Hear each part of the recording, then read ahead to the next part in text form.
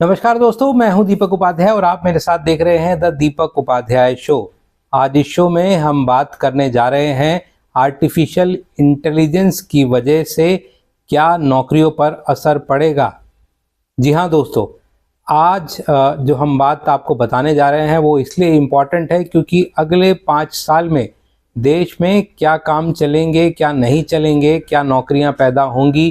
किसकी नौकरियां जाएगी, ये इस बात पर निर्भर होने जा रहा है कि आर्टिफिशियल इंटेलिजेंस को हम कितनी तेज़ी से या कितनी जल्दी अडॉप्ट करते हैं।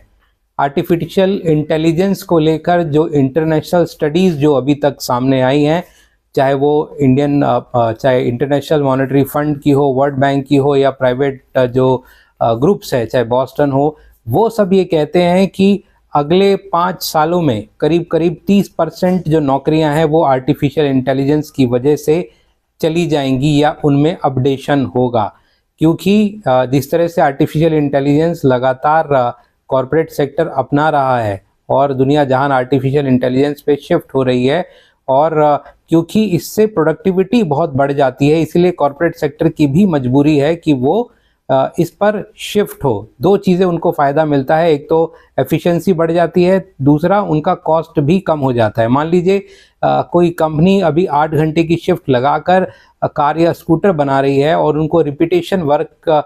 करना पड़ रहा है। ऐसे में अगर वो एक बार अपनी असेंबली लाइन में आर्टिफिशियल इंटेलिजेंस और रोबोटिक इन्वॉल्व कर देते हैं तो ये कॉस्ट उनकी बहुत कम हो जाएगी, साथ ही साथ एफिशिएंसी भी बढ़ जाएगी और ये जो प्रॉब्लम्स हैं स्ट्राइक और दूसरा लेबर इश्यूज जो हैं वो काफ़ी हद तक रिजॉल्व हो जाएंगे। इसीलिए कंपनियां लगातार कोशिश कर रही है कि किसी तरह से अपने आप को अपग्रेड करे और अपग्रेड करना भी पड़ेगा। अगर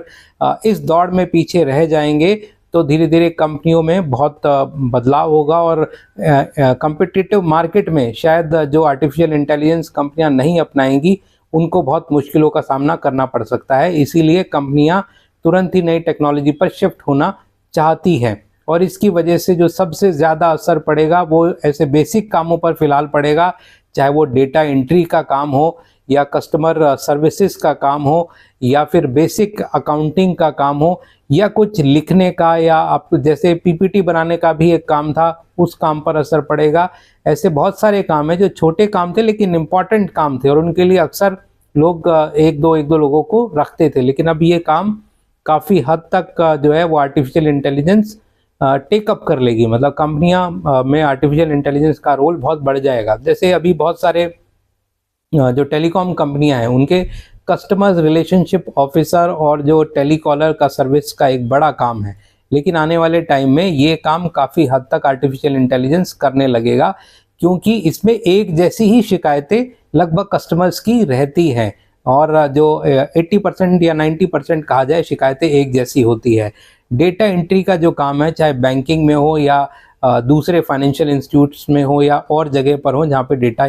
कलेक्ट किया जाता है, उसमें भी आर्टिफिशियल इंटेलिजेंस काफ़ी हद तक काम कर सकेगा क्योंकि ये आप एक बार एक शीट AI के किसी टूल पर डाल दीजिए, वो आपको एक्सेल शीट पर या दूसरे किसी फॉर्मेट में उसको बना के दे देगा। तो ऐसे में और ये काम इतना फास्ट है कि जो नॉर्मल आदमी है उसको काफ़ी समय लगता है, तो इसीलिए कंपनियां आर्टिफिशियल इंटेलिजेंस पे चली जाएंगी। फिलहाल अभी तक जो ज़्यादातर AI के टूल्स हैं वो सस्ते हैं, लेकिन आने वाले टाइम में ये टूल्स महंगे भी हो सकते हैं और स्पेसिफिक भी हो सकते हैं। साथ ही साथ नौकरियां ये जाएंगी तो, लेकिन बहुत सारी नौकरियों के नए नए